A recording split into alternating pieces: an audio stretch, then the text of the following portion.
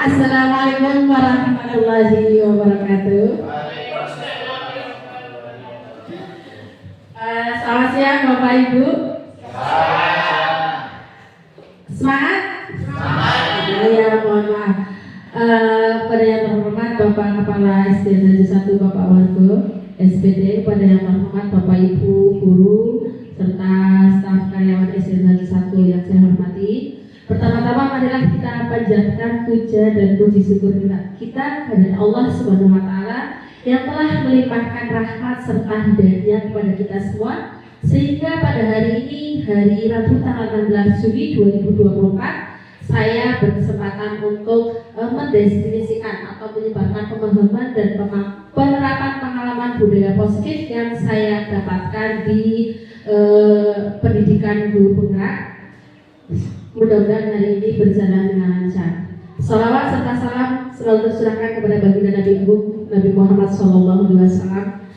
Semoga kita semua adalah golongan orang-orang yang mendapat syafaatnya di hari kelak. Amin amin ya rabbal alamin. Bapak Ibu, hari ini saya berkesempatan untuk berdiri di sini itu adalah untuk memaparkan atau menyebarkan pemahaman dan penerapan pengalaman budaya positif kepada sekolah, karena ini berkaitan dengan tugas saya sebagai calon guru penggerak. Saya di sini tidak akan menggurui Bapak Ibu semua, karena saya paham dan saya yakin Bapak Ibu semua tentunya sudah mengetahui betul apa itu budaya positif. Namun terkadang ternyata setelah saya mengikuti kegiatan pendidikan guru penggerak, ternyata ada bagian-bagian yang saya baru tahu atau di dalam, makanya budaya positif ini diharuskan atau dianjurkan untuk disebarkan kepada warga sekolah, terutama kepada guru yang nantinya juga akan disebarkan kepada murid-murid kita. Banyak hal yang tak terduga di materi modul 1.4 ini. Nanti kita akan belajar bersama. Sebelum ke sana, nanti yang akan kita pelajari pada hari ini atau kita sama-sama belajar ya Bapak Ibu, itu adalah konsep inti budaya positif, yang mana yang pertama adalah perubahan paradigma belajar, yang kedua yaitu disiplin positif, yang ketiga kebutuhan dasar manusia, motivasi perilaku manusia, posisi kontrol guru, keyakinan kelas, dan segitiga restitusi. Nah, ini mungkin beberapa nanti kayak posisi kontrol guru dan segitiga restitusi atau motivasi perilaku manusia dan keyakinan kelas, itu ada sesuatu yang menurut saya yang selama ini saya tidak lakukan, atau mungkin bahkan Bapak Ibu juga sama dengan saya. Oke, lanjut ya Bapak Ibu ya.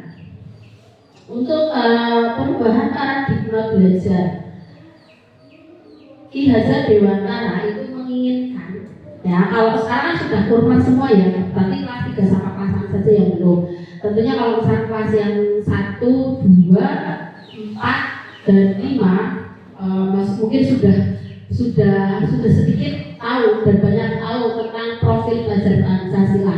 Nah, di paradigma baru pembelajaran ini adalah merupakan pembelajaran yang dirancang berdasarkan prinsip berdiferensiasi. Apa sih berdiferensiasi itu Bapak Ibu? Ada yang tahu? Boleh Pak? Pakai mic aja, ya suaranya keras.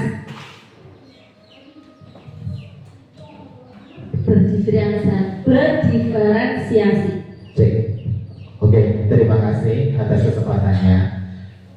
Menurut pemahaman yang saya ketahui dalam pembelajaran PNS, berdiferensiasi itu adalah pembelajaran berdasarkan kemampuan anak. Jadi anak itu dikelompokkan berdasarkan kemampuannya.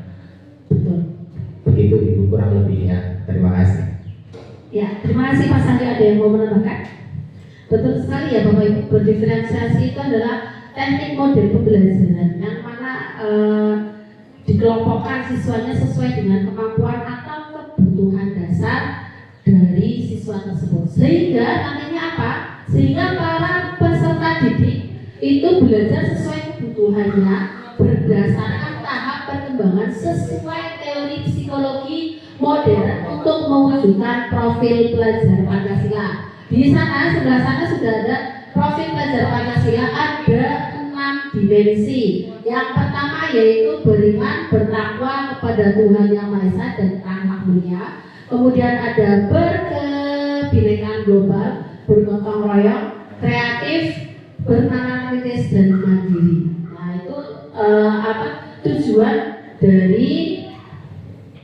dari proses pembelajaran atau yang nantinya karakter yang diinginkan oleh Ki Hajar Dewantara tersebut.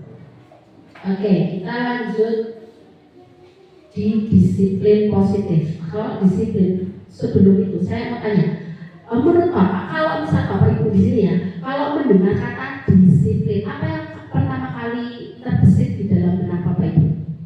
Pak Didik? Disiplin itu kalau misalkan dengan kata disiplin menurut Pak Didik itu apa? Apa sih? Nah, berarti semuanya tanya ini. kan banyak hal ya. Nah, ya maksudnya disiplin itu menurut Bapak itu apa? Menurut Bapak?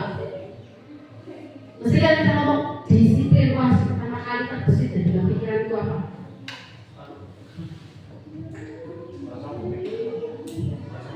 Udah apa kan biar didengar nanti suaranya jadi kecil. Disiplin melakukan sesuatu dengan tepat waktu dan bertanggung jawab. Melakukan sesuatu dan tanggung jawab. Ada lagi Pak Fahmi tadi kayaknya? Oh, Bapak nanti Pak sebentar. Pak Fahmi? Adalah melaksanakan suatu pekerjaan sesuai dengan aturan yang ada. Melaksanakan sesuatu dengan peraturan yang ada. Pak Fahmi tadi kayaknya mau kalau saya simpan jawabannya on time. on time. Ya, disiplin menurut berarti banyak ya, banyak dari Pak Fahmi on time, dari Pak Wargo tadi sendiri adalah apa tadi Pak? Melaksanakan suatu kegiatan sesuai dengan peraturan. Oke, betul baik semua. Nah, kita lihat disiplin. Menurut sebenarnya disiplin itu disiplin positif. Maksudnya disiplin positif ini dalam budaya kita, makna kata disiplin itu dimaknai dengan sesuatu yang dilakukan seseorang pada orang lain untuk mendapatkan kepatuhan. Tadi ada peraturan, on time ya. Terus kita cenderung menghubungkan kata disiplin itu dengan ketidaknyamanan. Sadar atau tidak sadar, sebenarnya kita tidak nyaman kalau misalkan ada peraturan atau sesuatu yang membuat kita disiplin. Contohnya, berarti itu nantinya itu akan memunculkan motivasi-motivasi intrinsik dan ekstrinsik nantinya. Apakah disiplin yang panjenengan Bapak Ibu lakukan atau murid kita lakukan itu berdasarkan motivasi intrinsik atau motivasi ekstrinsik? Contoh, saya mau tanya lagi. Bapak Ibu kalau saat berangkat pagi sebenarnya itu sudah dari motivasi intrinsik sendiri atau karena fingerprint?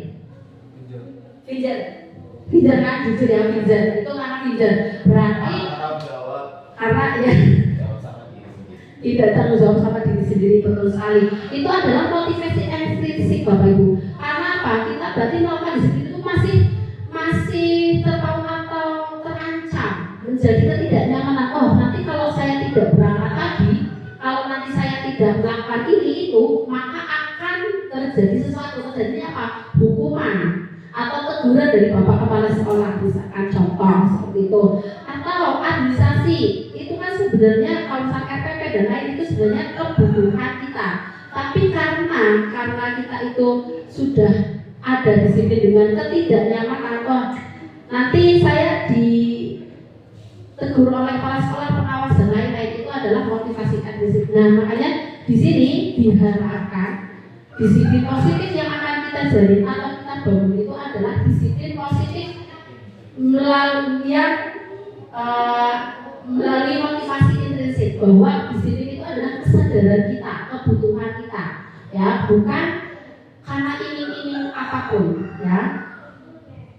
Nantinya juga kita menanamkan disiplin positif ini bukan hanya ke diri kita sendiri, tapi juga ke peserta didik kita.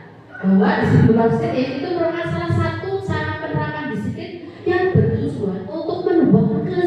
kesadaran Bapak Ibu, kesadaran serta memberdayakan anak untuk melakukan sesuatu tanpa sogokan, sesuatu tanpa ancaman maupun hukuman. Sogokan itu bisa berupa penghargaan. Ternyata penghargaan atau sogokan itu, penghargaan itu juga termasuk dalam sogokan.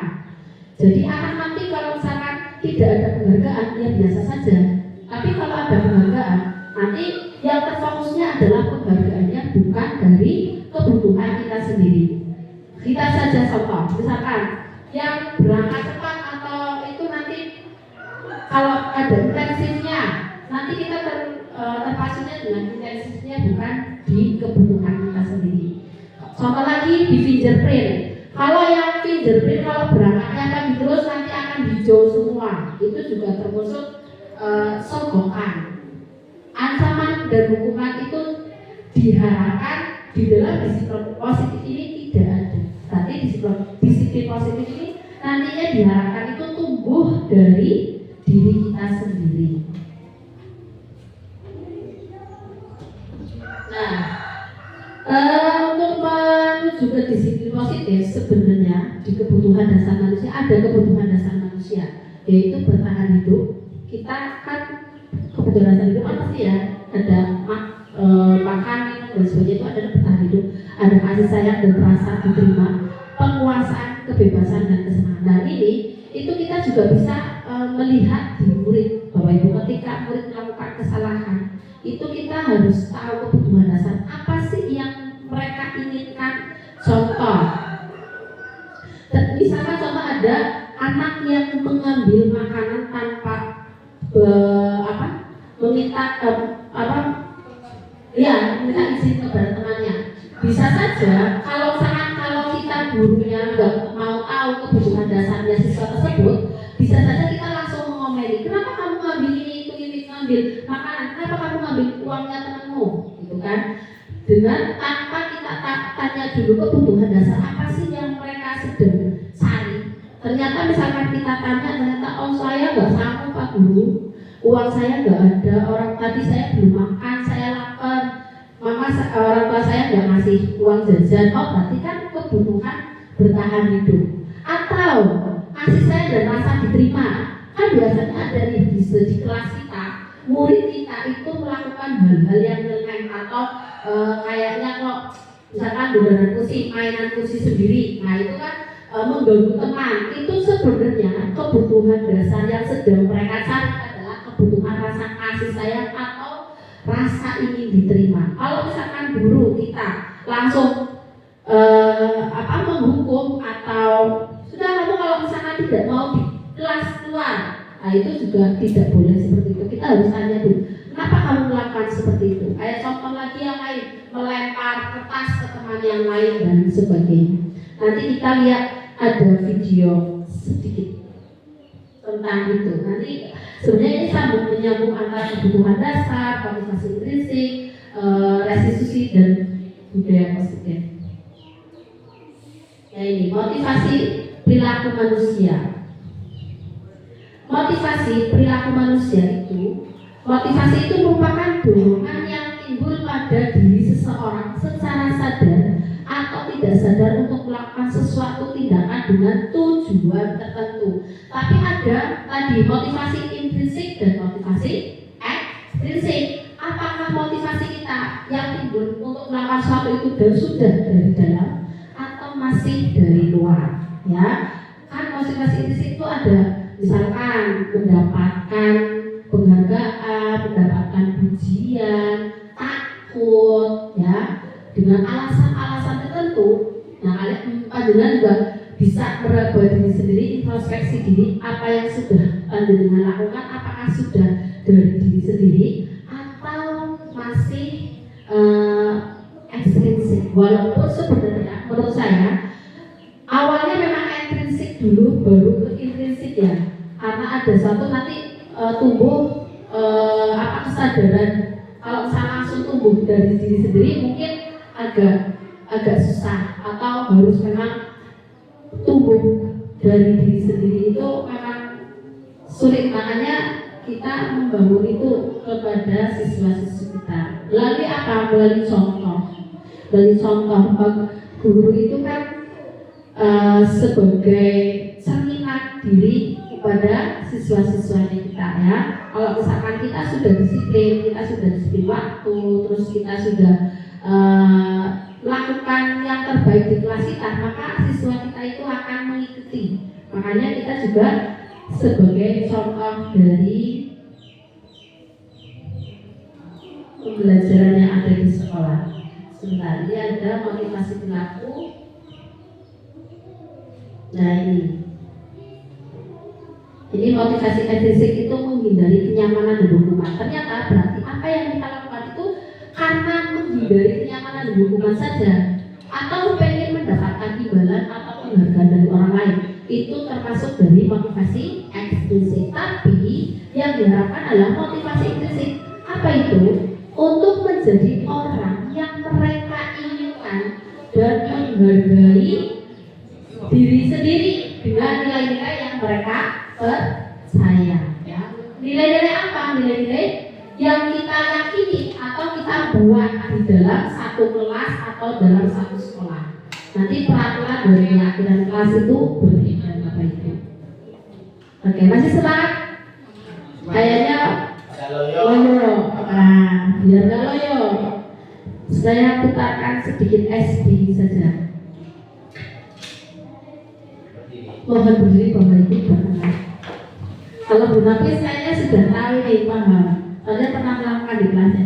Bapak sidik, walaupun berat dipaksa ya Pak. Bapak Ibu.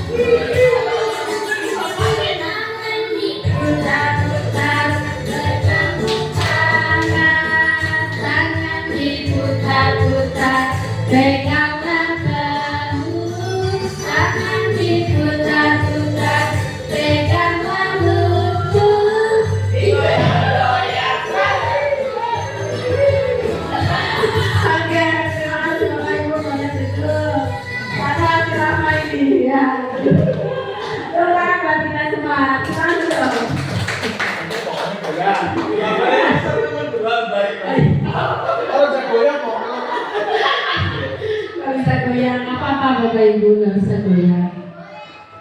Iya dong, masa saja soalnya tadi kayaknya ya ngantuk ini. Ada sampai sini ada pertanyaan Bapak Ibu?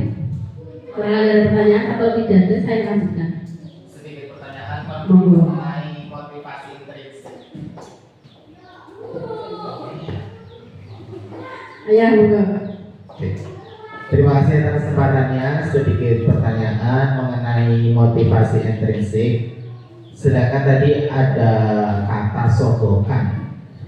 tapi menurut kami biasanya tumbuh awalnya itu kesadaran anak ya, itu dari pemberian motivasi seperti pemberian hadiah. Jika kami atau kita semua di sini pernah menerapkan motivasi intrinsik itu, apakah itu salah atau boleh dilakukan atau tidak? Itu untuk menurut kami kesadaran itu biasanya diawali dengan keterpaksaan, karena budaya itu biasanya dari dipaksakan menjadi kebiasaan, setelah itu menjadi kebutuhan, dan setelah menjadi kebutuhan anak akhirnya sadar dengan sendirinya begitu. Terima kasih. Oke, terima kasih Pak Sandi sedikit dulu. Atau ada yang lain mau menjawab? Ya, Bapak. Motivasi ekstrinsik memang betul ya. Saya juga awalnya seperti itu Bapak. Saya tahu kan kita kasih penghargaan dulu supaya anak itu menjadi mau, ya. Terus akhirnya jadi sebuah kebiasaan dan akhirnya menjadi kebutuhan. Tetapi setelah saya pelajari ternyata penghargaan itu justru nantinya itu akan menghukum siswa atau menjadikan ada yang iri, maksudnya tidak menghargai orang lain, misalkan, dan mematikan kreativitas. Saya juga kaget di sini Pak. Loh, ternyata setelah saya belajar di modul 1.4 itu kok penghargaan itu malah justru kurang baik kalau bisa tidak memakai penghargaan, maksudnya seperti itu. Jadi kalau saya ngomong boleh atau tidak boleh, sebenarnya boleh, tapi mungkin dengan cara yang tidak seperti misalkan kayak makanya di sini aja nanti di ranking saja itu. Kalau saya dilihat di modul 1.4 itu tidak diperbolehkan untuk ranking. Nanti ada Pak di penghargaan sini di bagian penghargaan mana ya Pak? Nanti ada, nah di sini ada konsep disiplin identitas gagal itu. Jadi memang betul, berarti zamannya itu hanya pendek Bapak. Jadi yang memberikan penghargaan itu nanti kebutuhan atau kesadaran dirinya itu hanya berjangka pendek, tidak berjangka panjang. Contoh di sini, konsep disiplin dengan identitas gagal. Maksudnya itu nanti siswa itu tidak tumbuh dari diri sendiri secara jangka panjang. Itu yang pertama itu ada hukuman, ada penghargaan. Hukuman itu tidak terencana. Terus mereka tidak tahu apa yang akan terjadi. Ujuk-ujuk, tiba-tiba saya salah langsung dikasih hukuman. Itu bersifat satu arah. Berarti siswa itu tidak tahu saya akan mau dihukum apa dan sebagainya. Itu hanya satu arah dari guru tersebut. Ya, terus berupa hukuman fisik atau psikis. Ternyata yang pernah saya lakukan itu adalah saya pernah melakukan kepada murid saya ketika murid saya salah, saya suruh tulis, saya tidak akan mengulangi lagi kesalahan tersebut. Itu pun sebuah hukuman. Ya, hukuman itu tidak berupa fisik saja, secara misalkan kayak zaman dulu itu berdiri dihukum seperti ini, itu juga hukuman fisik. Itu juga menurut di sini di budaya positif ini tidak diperbolehkan. Secara verbal pun tidak diperbolehkan. Misalkan kamu keluar, kamu tidak usah masuk ke kelas, kamu gimana sih? Begitu saja tidak bisa dan sebagainya. Itu juga merupakan hukuman psikis, ya. Dan hukuman lain, misalkan disuruh lari-lari, itu juga hukuman fisik. Berarti, tapi kalau misalkan ada anak yang menumpahkan air di meja, kemudian dilap, suruh melap, itu bukan hukuman, tapi itu adalah konsekuensi atau bentuk pertanggungjawaban. Tapi kalau misalkan dia terlambat sekolah terus suruh lari-lari, itu tidak ada hubungannya. Tidak ada hubungan antara dia telat masuk kelas dengan dihukum lari-lari. Begitu dengan penghargaan yang tadi Bapak Sahyu tanyakan. Di penghargaan ini ternyata itu akan merusak hubungan atau sifat iri. Ya, merusak hubungannya bagaimana? Ketika seseorang yang mungkin iya betul penghargaan itu akan yang misalkan Pak Sandi memberikan penghargaan kepada saya akan merasa termotivasi dan merasa dipaksa dan jadi sadar menjadi kebiasaan. Tapi itu hanya untuk saya, berlaku untuk saya saja. Tapi untuk orang lain apakah itu akan berpengaruh? Tidak. Nah itu makanya penghargaan itu hanya akan merusak hubungan, ya. Merusak hubungan sosial antara peserta didik satu dengan peserta didik yang lain, dan yang lain akan merasa wah saya tidak berani mencoba karena saya tahu misalkan yang lain wah saya tahu pasti yang berprestasi itu si A, dia yang akan mendapatkan ranking, dia yang akan jadi juara. Jadi yang merasa kemampuannya di bawah siswa tersebut itu tidak mau mencoba. Makanya penghargaan itu, ranking atau penghargaan yang lain itu diharapkan tidak dianjurkan, tidak dianjurkan untuk diberikan penghargaan karena akan mematikan kreativitas, merusak hubungan, menghukum dengan sistem ranking. Itu sebenarnya kita memberikan ranking kepada siswa, tujuan kita betul memberikan motivasi atau penghargaan. Tetapi di sisi lain banyak siswa-siswa yang tidak mendapatkan ranking, yang justru mereka ialah yang dihukum. Dengan apa? Mereka merasa tidak percaya diri, mereka tidak mau mencoba, ya. Terus dan bersifat jangka pendek saja. Akhirnya tidak menumbuhkan motivasi intrinsik di dalam siswa tersebut. Nah, untuk disiplin dengan identitas sukses itu seharusnya seperti apa? Konsekuensi dan restitusi. Di sini ada konsekuensi dan restitusi, tapi lebih tinggi restitusi. Kalau konsekuensi itu penguatan jangka pendek, perlu monitoring, terus adanya peraturan, murid menghormati peraturan, kehilangan waktu untuk merenungi kesalahan. Kalau restitusi itu murid bertanggung jawab untuk perilakunya. Berarti restitusi itu adalah kolaborasi antara guru dan siswa untuk mencari solusi bersama. Misalkan restitusi itu ada murid bertanggung jawab untuk perilakunya, fokus pada pemecahan masalah dalam jangka panjang. Murid akan menghormati dirinya dan orang lain, dirinya memegang kontrol, murid bersemangat memperbaiki kesalahan. Berarti tidak, misalkan ketika memperbaiki kesalahan itu, siswa tersebut itu dengan sadar dia akan melakukan perbaikan bukan karena paksaan. Itu dengan restitusi. Nah ini posisi kontrol guru, ini penghukum. Apakah coba nanti kita beberapa ya? Apakah kita sebagai penghukum atau pemantau atau pembuat merasa bersalah atau sebagai teman atau manajer? Dulu saya itu merasa kalau misalkan posisi saya dulu memilih posisi saya itu sebagai teman. Kalau bapak ibu yang lain memilih posisi sebagai apa? Posisi kontrol guru atau sebagai penghukum, berarti pemiliknya sebagai apa? Pemantau. Kalau berlapis pemantau, saya dulu merasa pengen jadi seorang teman terhadap siswa saya karena saya ingin apa yang mereka lakukan itu mereka curhat ke saya dan saya mengetahuinya. Saya pengen mereka itu mau ketika saya arahkan, ya. Kalau penghukum itu pembuat rasa bersalah, ternyata tanpa kita sadari kita juga sering melakukan pembuat rasa bersalah. Contohnya, kalau kamu nggak kasihan sama ibu sudah capek-capek berangkat dari Brebes, misalkan dari Sokatongan, dari Banjaraya ke Raju untuk ngajar kalian, tapi kalian di sini malah main-main, malah bercanda. Itu berarti kita sebagai posisi kontrol kita sebagai pembuat rasa bersalah. Mereka akan merasa bersalah dan mereka itu psikisnya murid-murid kita itu akan merasa bersalah sekali melakukan seperti itu. Berarti nantinya itu tumbuhnya itu bukan kesadaran dari diri sendiri. Ini contoh yang pertama, posisi kontrol sebagai penghukum.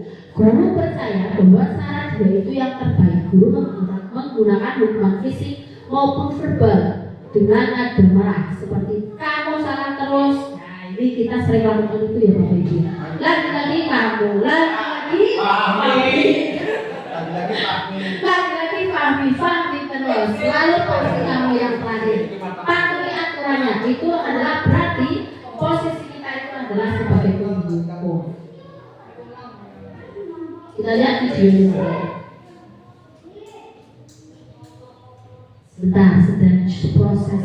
bukan Bapak Alvin ya, tapi Pak Alvin. Ya. Jadi murid yang baik. Ini terakhir ya, Pak Guru peringatkan.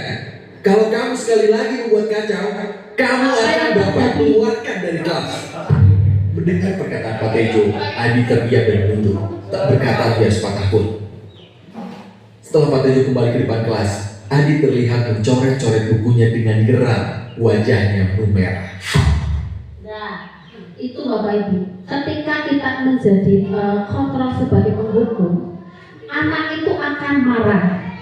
Mungkin ada rasa dendam, ya, mungkin akan rasa dendam, tapi apa sih namanya, anak itu tidak akan melupakan kejadian itu, mungkin bisa sampai seumur hidupnya. Pasti ya, Bapak Ibu juga pernah pasti nih pengalaman waktu kecil, waktu di sekolah pernah dipasti dihukum. Saya pernah dihukum sama itu, dilempar, wah saya ingat banget itu orangnya, gitu kan, pasti situ. Nah, itu jangan sampai di budaya positif ini, jangan sampai kita itu seperti itu. Ya, yang posisi kedua itu adalah membuat merasa bersalah. Guru menggunakan intonasi yang lebih lembut, ya, rendah, tapi mungkin keringan atau membuat situasi itu malah tidak nyaman. Guru itu menggunakan kalimat agar murid itu merasa bersalah dan ingat, kasihan pada guru, bukan dari motivasi intrinsik bahwa sadar kebutuhan belajar adalah kebutuhannya. Contoh seperti ini, ibu sangat kecewa kepada kamu nak, misalkan, berapa kali ya ibu harus memberitahu kamu, bagaimana coba kalau kamu orang tua kamu tahu. Iya, pernah saya juga pernah melakukan itu. Ya ternyata saya sadar, oh ternyata itu salah, ya. Apa yang akan terjadi?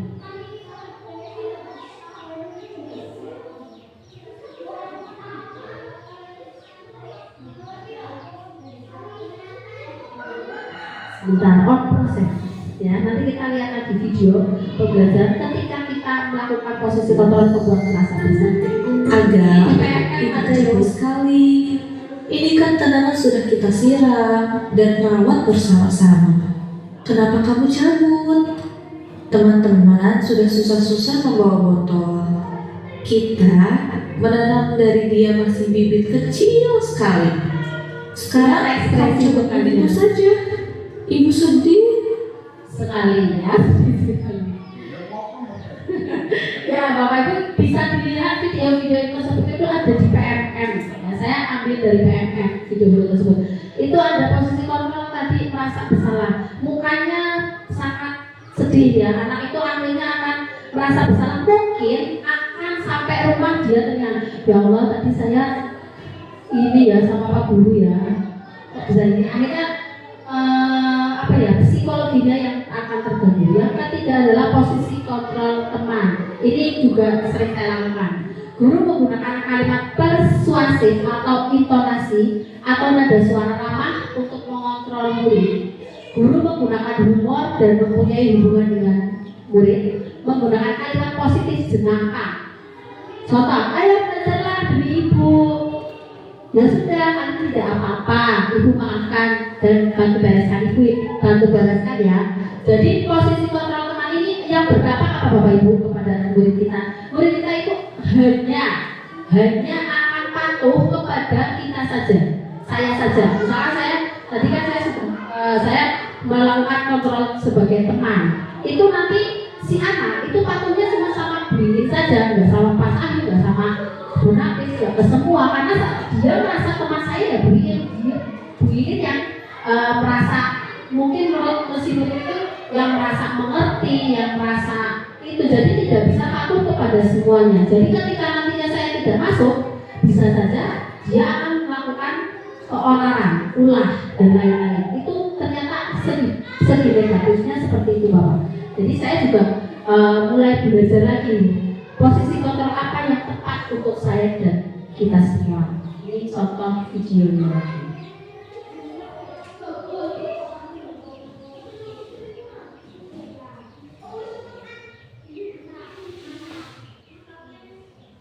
Kenapa terlambat? Maaf Pak, tadi telat bangun. Kamu ini tadi malam tidur jam berapa? Jam 12 Pak. Ngapain aja kamu sampai jam 12? Udah, besok jangan diulangi lagi ya. Janji ya. Sekarang duduk dulu di sana. Nanti biar gue bantu, biar kamu bisa masuk kelas. Siap Pak, terima kasih Pak. Nah, itu ya tadi senang anaknya. Wah, tenang. Kalau saya terlambat pasti ada Pak Sahyu yang membela saya. Karena dia teman saya, guru sebagai kontrol teman soalnya. Nanti ketika ada kesalahan, ada Pak Sahyu ini yang akan membela saya. Oh, ada Bu ini yang sayang sama saya. Tapi mereka hanya patuh kepada kita, tidak kepada semua guru. Nah, ini yang tadi Habis memilih pemantau ya. Pemantau itu guru yang selalu mengawasi murid dan bertindak sesuai pada peraturan sekolah dan konsekuensi, menggunakan data catatan perhitungan yang digunakan sebagai bukti atas perilaku seseorang, mengingatkan konsekuensi saat terjadi pelanggaran. Seperti kamu tahu kan peraturannya apa? Kalau kamu misalkan terlambat sekolah, berarti kamu harus bagaimana? Dihukum guru, udah lari, misalkan contoh seperti itu. Apa yang akan kamu lakukan, konsekuensinya apa dan sebagainya. Nah, itu adalah posisi kontrol sebagai pemantau.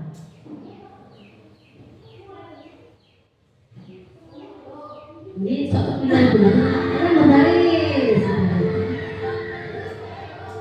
Bagus Siva, kamu berbaris tertib dan kukunya bersih. Kamu bisa dapat 3 bintang. Kenzi, bagaimana peraturan mengenai kebersihan kuku? Harus pendek dan bersih, Butian. Lalu bagaimana dengan kuku Kenzi? Kotor, Butian. Benar. Sekarang Kenzi pergi ke papan bintang dan ambil 2 bintang Kenzi. Simpan di meja ibu.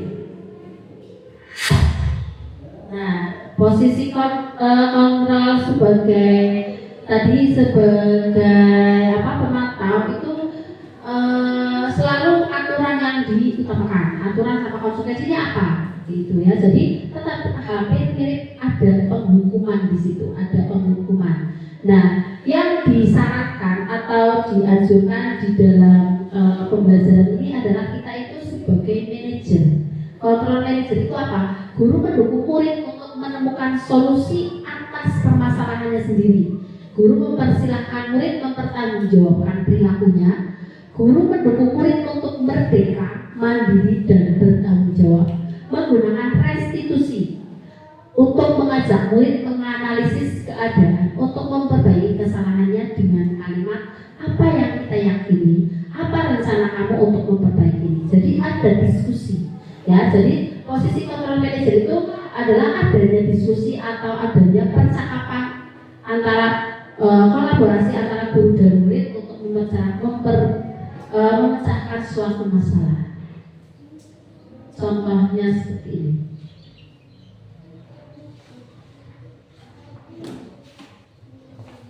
Mandiri, bacaan di buku halaman 70 Ini ada sesuatu yang 21. Tadi, kamu pasti punya alasan melempar bola kertas ke teman-teman kamu saat jam pelajaran. Nanti, selesai jam pelajaran, kita ngobrol ya. Bapak ingin mendengar apa yang membuat kamu melakukan itu. Baik Pak. Adik, bisa kasih tahu Bapak alasan kamu tadi? Iseng aja Pak. Lucu soalnya melihat ekspresi teman-teman. Menyenangkan ya buat Adi. Tapi bagaimana ya kira-kira perasaan teman-teman? Terganggu Pak. Apa keyakinan kelas kita? Menghargai semua orang. Apakah Adi sudah terlihat seperti itu? Bagaimana agar Adi bisa terlihat seperti itu? Minta maaf kepada teman dan Bapak. Lalu saya juga akan berhenti mengganggu teman saat jam pelajaran Pak. Apakah Adi punya solusi lain untuk bisa mendapatkan kesenangan namun tetap menghargai orang lain? Bermain bersama teman saat jam istirahat atau jeda antara pelajaran. Kalau Bapak mengadakan bermain peran lagi seperti semester kemarin, bagaimana Pak? Seru sekali waktu itu. Baik, Bapak hargai usaha Adi untuk memperbaiki diri. Terima kasih juga sarannya ya Adi. Bapak akan coba pertimbangkan. Ya, baik Bapak Ibu, itu yang diharapkan kita itu adalah sebagai kontrol manager bagi siswa-siswa kita. Jadi ketika ada siswa kita yang bersalah, kita jangan langsung menghukum atau memberikan konsekuensi atau apapun itu, tapi kita harus lebih ke posisi manajer, kita panggil siswanya, kita tanya apa alasannya, terus keyakinan kelas apa yang sudah mereka langgar, dan juga kita mencari solusi bersama. Jadi diharapkan siswanya yang akan mencari solusi. Dan ini pertanyaan, posisi kontrol apakah aku? Kalau misalkan seperti ini Bapak Ibu, ayolah lakukan demi Bapak Ibu. Itu maksudnya posisi kontrol apa? Tadi kan ada posisi teman, posisi penghukum, pemantau, terus apa lagi? Posisi manajerial, dan posisi apa tadi?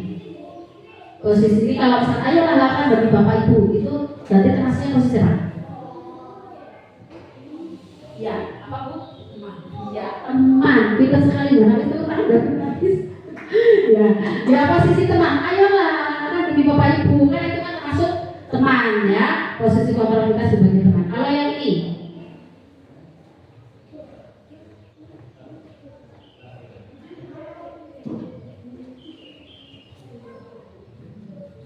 kamu tidak akan mendapatkan nilai jika tidak mengerjakan.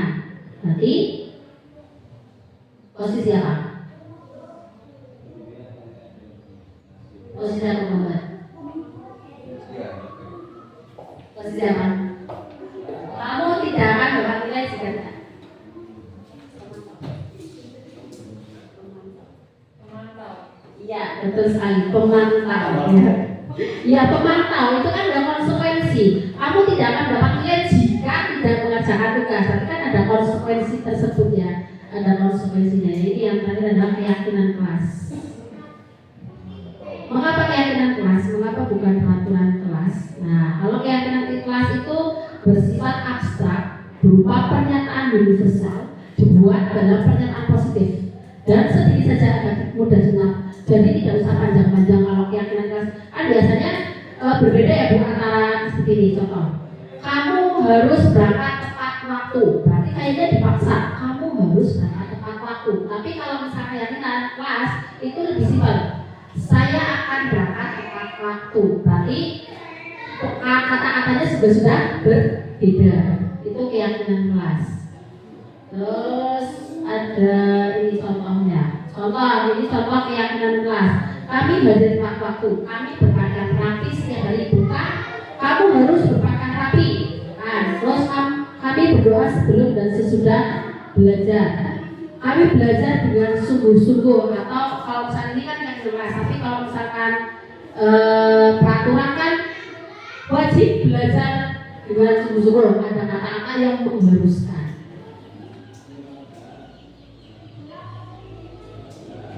Lanjut.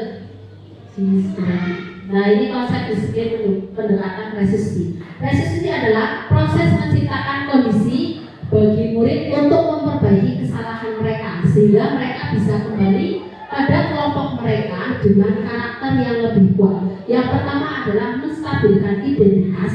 Yang kedua adalah memvalidasi tindakan kesalahan. Yang ketiga adalah menanyakan keyakinan kelas. Menstabilkan identitas adalah kesalahan adalah hal yang wajar dalam suatu pembelajaran. Kemudian mengubah identitas anak dari gagal ke sukses. Kemudian untuk menjadi apa? Tidak ada manusia yang sama. Ini kata-katanya untuk yang kita arahkan kepada siswa. Ibu bapak juga pernah kok melakukan itu, ya. Terus ibu tidak akan mencari siapa yang salah, tapi ibu ingin mencari solusi. Atau kamu berhak kok merasa seperti itu. Itu adalah pertama adalah proses menstabilkan identitas. Yang kedua, memvalidasi tindakan kesalahan. Perilaku anak yang salah atau merupakan pemenuhan kebutuhan dasar yang tidak terpenuhi, mengubah pandangan dari teori stimulus respon ke cara berpikir positif. Jadi nanti kata-katanya adalah kepada siswa, kamu pasti punya alasan mengapa melakukan seperti itu. Atau padahal kamu bisa kok melakukan yang lebih baik dari ini. Atau kamu patut bangga dengan sesuatu yang penting buat diri kamu. Yang terakhir adalah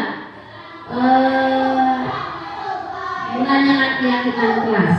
Murid akan diberi pertanyaan-pertanyaan bermakna untuk memunculkan motivasi intrinsik prinsip atau mampu mengaitkan tindakan yang salah dengan nilai-nilai yang dipercaya.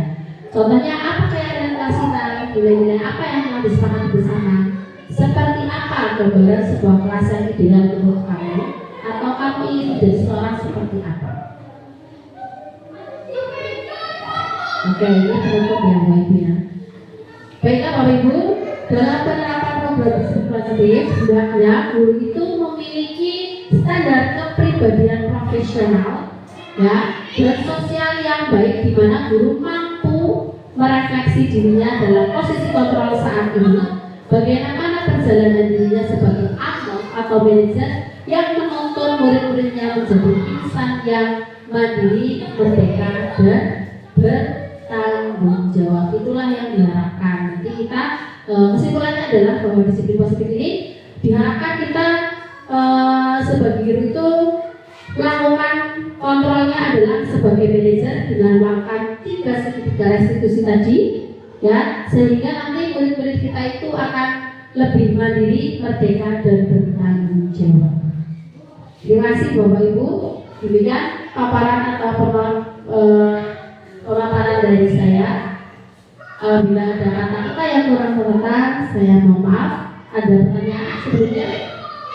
Ada tambahan Bapak? Cukup? Oke, terima kasih. Wabillahi taufiq wal hidayah. Wassalamualaikum warahmatullahi wabarakatuh.